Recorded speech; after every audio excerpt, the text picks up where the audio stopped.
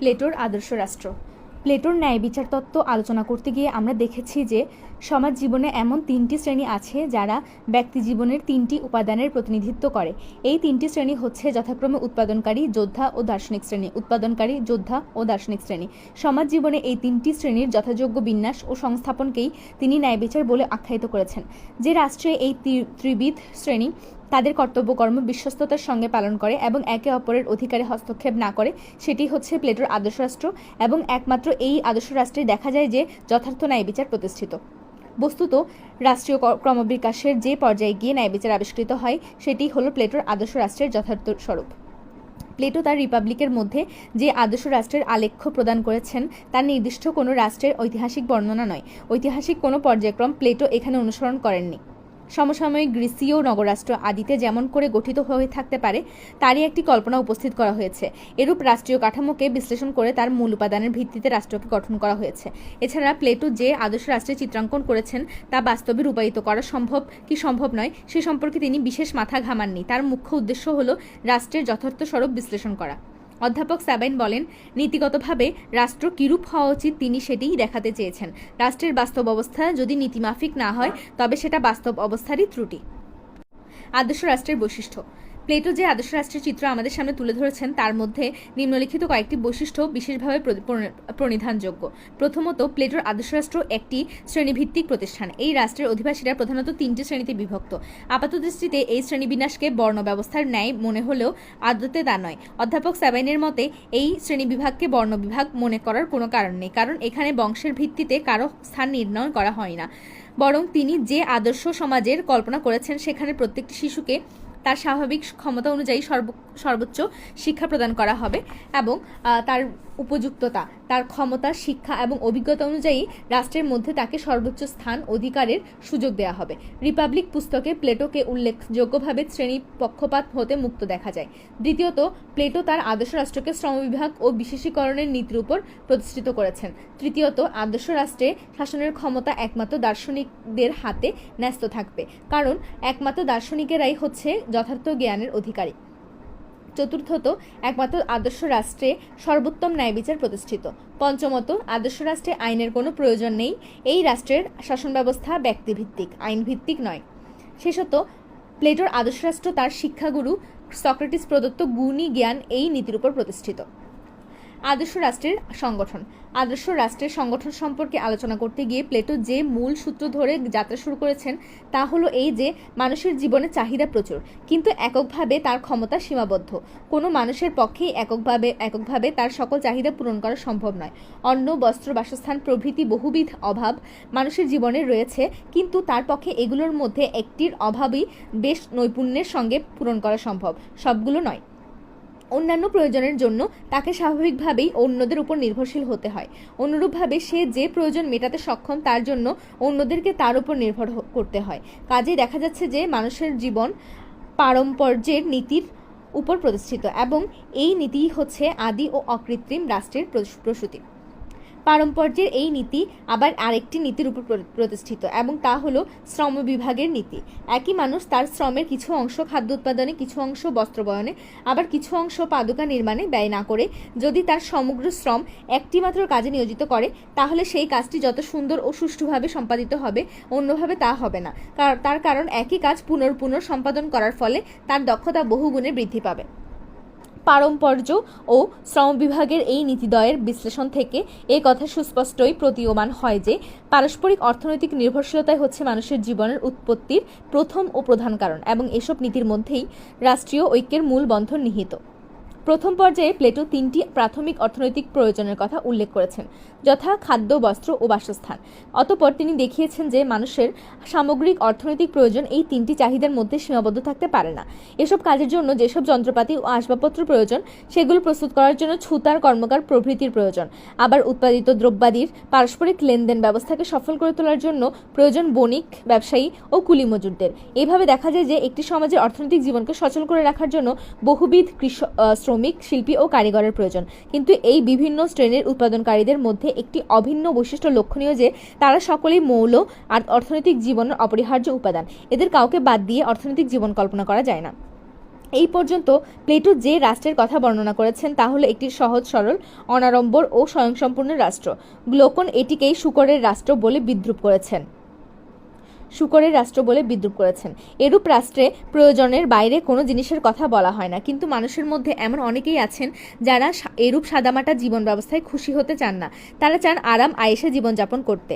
তাদের এই আয়েশি জীবনের জন্য আরও বহু লোকের প্রয়োজন হয় এবং বর্ধিত জনসংখ্যার জন্য প্রয়োজন হয় বৃহত্তর ভূখণ্ডের। স্বভাবতই অতিরিক্ত ভূখণ্ডের প্রয়োজন মেটাতে গিয়ে রাষ্ট্রের জন্য প্রয়োজন হয়ে পড়ে প্রতিবেশী রাষ্ট্রের ভূখণ্ড গ্রাস করার। কিন্তু প্রতিবেশী রাষ্ট্রও বসে থাকে না, অনুরূপ কারণে তারও অতিরিক্ত ভূখণ্ডের প্রয়োজন হয় এবং এই প্রয়োজন মেটাতে গিয়ে তারও পার্শ্ববর্তী রাষ্ট্রের এলাকা দখল করার প্রয়োজন দেখা যায়। ফলে উভয় রাষ্ট্রের মধ্যে যুদ্ধ অনিবার্য হয়ে দাঁড়ায়। এই যুদ্ধের প্রয়োজনে সামরিক বাহিনীর বা যোদ্ধা শ্রেণীর প্রয়োজন হয় এবং এরা মানব মনের বিক্রম বা তেজ নামীয় উপাদানের প্রতিনিধিত্ব করেন। যোদ্ধা শ্রেণীকে প্লেটো প্রথম দিকে অভিভাবক বলে আখ্যায়িত করেন, কিন্তু পরে তাদের নাম দেন সহায়ক শ্রেণী। সুতরাং দেখা যাচ্ছে যে প্রাথমিক রাষ্ট্রটি মূলত অর্থনৈতিক প্রতিষ্ঠান হলেও এক পর্যায়ে এসে তা আর একান্তভাবে অর্থনৈতিক থাকে না, তার মধ্যে সংযোজিত হয় সামরিক উপাদান বলে নতুন একটি উপাদান। প্রাথমিক রাষ্ট্রের সকল শ্রেণীর শ্রমজীবীকে প্লেটো উৎপাদনকারী শ্রেণী বলে একটিমাত্র শ্রেণীতে সংঘবদ্ধ করে দ্বিতীয় শ্রেণীকে যোদ্ধা শ্রেণী বলে অভিহিত করেছেন। উৎপাদনের সঙ্গে এই শ্রেণীর কোনো সম্পর্ক নেই। তাদের প্রধানতম দায়িত্ব ও কর্তব্য হল দেশের প্রতিরক্ষা ও নিরাপত্তা বিধান করা। অর্থনৈতিক ক্ষেত্রে যে শ্রম বিভাগ ও বিশেষীকরণের প্রয়োজন, সামরিক ক্ষেত্রে তার প্রয়োজন কোনো দিক দিয়ে কম নয়। M.B. ফস্টার বলেন, গুণগত দিক থেকে প্লেটো যোদ্ধাদেরকে প্রহরী কুকুরের সাথে তুলনা করেছেন। কিন্তু এখনও প্লেটোর আদর্শ বা চূড়ান্ত রাষ্ট্রের সংগঠন শেষ হয়নি। প্রথম শ্রেণীর লোকেরা শুধু রাষ্ট্রের উৎপাদন কাজে এবং দ্বিতীয় শ্রেণীর লোকেরা রাষ্ট্রের নিরাপত্তা বিধান ও প্রতিরক্ষার কাজে নিয়োজিত থাকবে। কিন্তু রাষ্ট্রের শাসন ও নিয়ন্ত্রণ পরিচালনা করবে কারা? এই কাজের জন্য প্লেটো যাদেরকে চিহ্নিত করেছেন তারাই হচ্ছেন রাষ্ট্রের সর্বোত্তম শ্রেণী। সর্বোত্তম অভিভাবকদের নিয়ে এই শ্রেণী গঠিত হবে এবং তাদের কাজ হবে একান্তভাবে রাষ্ট্রের শাসন কার্যে নিয়োজিত থাকা। এরাই হবেন মানব মনের প্রজ্ঞা বা যুক্তি নামীয় যে উপাদান তার প্রতিনিধিত্বকারী। এদের স্বভাব হবে স্বর্ণবৎ এবং চরিত্র হবে নিষ্কলঙ্ক। বস্তুত এরাই হচ্ছে প্লেটোর দার্শনিক রাজা।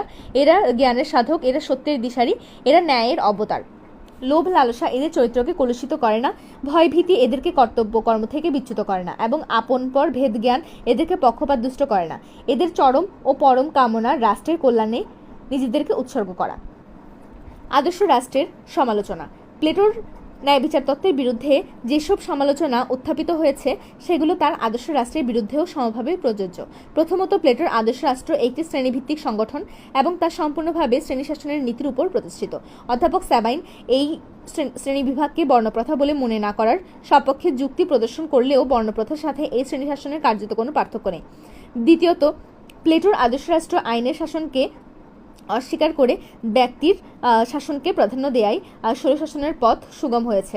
আধুনিক যুগে যেসব স্বৈরতন্ত্রের বুনিয়াদকে ভেঙে চুরমার করে দেওয়া হচ্ছে সেসব স্বৈরতন্ত্র প্লেটোর নিকট থেকেই তাদের মূল অনুপ্রেরণা সংগ্রহ করেছেন। তৃতীয়ত, প্লেটোর আদর্শ রাষ্ট্র একটি অবাস্তব কল্পনা ছাড়া আর কিছুই নয়, কারণ প্লেটো নিজেই স্বীকার করেছেন যে দার্শনিকের হাতে তিনি আদর্শ রাষ্ট্রের শাসন ন্যস্ত করতে চান, স্বর্গরাজ্য ছাড়া অন্য কোথাও সে দার্শনিকের সন্ধান পাওয়া সম্ভব নয়। কাজেই তার নিজের কথানুসারেই এরূপ রাষ্ট্র স্বর্গরাজ্য ছাড়া মর্তলোকে প্রতিষ্ঠিত হওয়া সম্ভব নয়। চতুর্থত, আধুনিক যুগে প্লেটোর আদর্শ রাষ্ট্রের বিরুদ্ধে সবচেয়ে বড় যে অভিযোগ উত্থাপিত হয়েছে তা হলো এই যে তার রাষ্ট্রদর্শন সম্পূর্ণভাবে সর্বাত্মকবাদী নীতির উপর প্রতিষ্ঠিত এবং এর মধ্যে গণতন্ত্রের আদৌ কোনো স্বীকৃতি প্রতিফলিত হয়নি। এসব কারণে অনেকেই প্লেটোর আদর্শ রাষ্ট্রকে একটি সর্বাত্মকবাদী ও অগণতান্ত্রিক রাজনৈতিক তত্ত্ব বলে আখ্যায়িত করেছেন। কিন্তু নিরাসক্ত মন নিয়ে এবং প্লেটোর নিজস্ব দৃষ্টিকোণ থেকে যদি বিচার করা যায় তাহলে সমালোচকদের এই অভিযোগকে যে পুরোপুরি সত্য বলে গ্রহণ করা যায় না তা রিপাবলিকের সার্বিক সমালোচনায় বিশেষভাবে উল্লেখ করা হয়েছে। আদর্শ রাষ্ট্রের বিচ্যুতি। প্লেটো তার রিপাবলিকের অষ্টম পুস্তকে আদর্শ রাষ্ট্রের বিচ্যুতি ঘটে কিভাবে এবং এই বিচ্যুতির বিভিন্ন স্তরভেদে কি ধরনের সরকারের উদ্ভব হয় তার একটি নিখুঁত বর্ণনা দিয়েছেন। প্লেটোর মতে বাস্তবের কোনো রাষ্ট্র যদি আদর্শ রাষ্ট্রের অনুরূপ না হয় তাতে আদর্শ রাষ্ট্রের কিছু যায় আসে না, কিন্তু বাস্তবের উত্তম রাষ্ট্রের যদি একবার অধপতন শুরু হয় তবে তা আর থামতে চায় না, অব্যাহত গতিতে চলতেই থাকে। আদর্শ রাষ্ট্রের বিভিন্ন বিকৃতাবস্থা যদিও প্লেটোর কাল্পনিক আলেখ্য, তথাপি তা প্রণিধানের দাবি রাখে, কেননা তার মাধ্যমে আমরা বিভিন্ন সরকারের গুণাগুণের একটি সঠিক হদিশ লাভ করতে পারি। আদর্শ রাষ্ট্রকে প্লেটো অভিজাততন্ত্র নামেও আখ্যায়িত করেছেন। এরূপ রাষ্ট্রে সত্যিকার জ্ঞানে যুক্তিবাদী ও বিবেকবান ব্যক্তিরা শাসনের দায়িত্বে নিয়োজিত থাকেন। উচ্চাভিলাষ, ধনলিপ্সা, স্বাধীনতাপ্রিয়তা বা স্বেচ্ছাচার তাদেরকে আদৌ স্পর্শ করতে পারে না। কিন্তু যখনই শাসকগণ সর্বোত্তম শাসনের আদর্শ থেকে বিচ্যুত হতে শুরু করেন, তখনই রাষ্ট্রের অধঃপতন শুরু হয়। প্লেটো আদর্শ রাষ্ট্রের বিচ্যুতিকে শাসকের চারিত্রিক বৈশিষ্ট্য ও মননশীলতার পার্থক্য ভেদে চার ভাগে বিভক্ত করেছেন, যথা 1. উচ্চাভিলাষতন্ত্র বা টাইমার্কি অর টাইমোক্রেসি, 2. ধনিকতন্ত্র বা কতিপয়তন্ত্র অলিগার্কি, 3. গণতন্ত্র ডেমোক্রেসি এবং 4. স্বৈরতন্ত্র টাইরানি। উচ্চাভিলাষতন্ত্র। আদর্শ রাষ্ট্র বিচ্যুত হয়ে যখন উচ্চাভিলাষতন্ত্রে পরিণত হয়, তখন রাষ্ট্রের শাসকদের মধ্যে আর দার্শনিক রাজার গুণাবলী বিদ্যমান থাকে না। তারা মান সম্মান ও বলবিক্রমের জন্য অভিলাষী হয়ে পড়েন। প্লেটোর মতে কালের গতিতে আদর্শ রাষ্ট্রের শ্রেণীত্রয়ের মধ্যে বিরোধ দেখা দেয় এবং এই বিরোধে অভিজাত শ্রেণী, শাসক ও সৈনিকগণ তৃতীয় শ্রেণীর লোকদের সমস্ত ধন সম্পদ লুটে নিয়ে তাদেরকে দাসে পরিণত করতে চায়। এই রাষ্ট্রের বৈশিষ্ট্য হলো এই যে এতে শাসক চরিত্রের জ্ঞান ও যুক্তি অপেক্ষা তেজ ও বিক্রম অধিক প্রাধান্য লাভ করে। 2. ধনিকতন্ত্র বা কতিপয়তন্ত্র। রাষ্ট্রীয় অধঃপতনের ঘূর্ণিচক্রে দ্বিতীয় যে সরকারের উদ্ভব হয় তাকে ধনিকতন্ত্র বা কতিপয়তন্ত্র বলা হয়।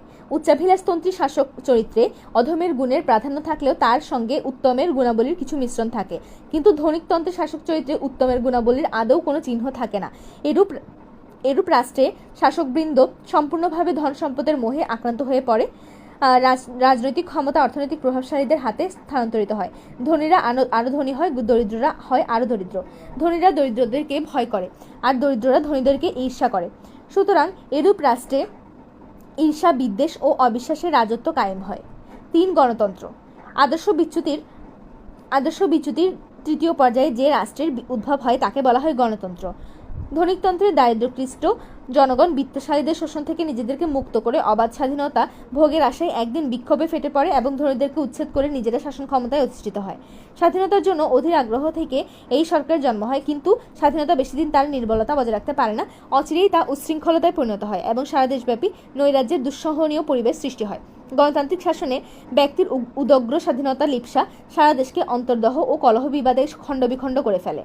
4. স্বৈরতন্ত্র। গণতান্ত্রিক শাসনের চরম নৈরাজ্যিক অবস্থা থেকে জন্ম নেয় স্বৈরতন্ত্র। উচ্চাকাঙ্ক্ষী কোনো নেতা তার অন্তরের নিভৃত কোণে আকাঙ্ক্ষাকে গোপন রেখে নির্যাতিত জনতার মুক্তির দিশারি সেজে তাদের সামনে এসে উপস্থিত হয়। নৈরাজ্যিক অবস্থায় ক্লিষ্ট মুক্তিপিয়াসী মানুষ পূর্বাপর চিন্তা না করে এই কৃত্রিম নেতাকেই তাদের মুক্তির একমাত্র দিশারি হিসাবে বরণ করে নেয় এবং তাদের জীবনের মঙ্গলামঙ্গলের যাবতীয় দায়িত্ব তার হাতে তুলে দেয়। চরম ক্ষমতা হাতে পেয়ে এই উচ্চাকাঙ্ক্ষী নেতা অচিরেই তার যথার্থ স্বরূপে অবতীর্ণ হয় এবং কায়েম করে স্বেচ্ছাচারের নির্মম রাজত্ব। প্লেটোর মতে এভাবেই পর্যায়ক্রমে আদর্শ রাষ্ট্রের বিচ্যুতি ঘটে। প্লেটোর এই পর্যায়ক্রমকে আপাতদৃষ্টিতে ইতিহাসের ক্রম বলে মনে হতে পারে, কিন্তু আদতে তা সবসময় হয় না। প্লেটোর কর্ম অনুসারে ধনিকতন্ত্রের পরে আসে গণতন্ত্র, তারপর স্বৈরতন্ত্র, কিন্তু ইতিহাসে এমন দৃষ্টান্ত বিরল নয় যেখানে ধনিকতন্ত্রের উদ্ভব ঘটেছে তারপর হয়তো এসেছে গণতন্ত্র।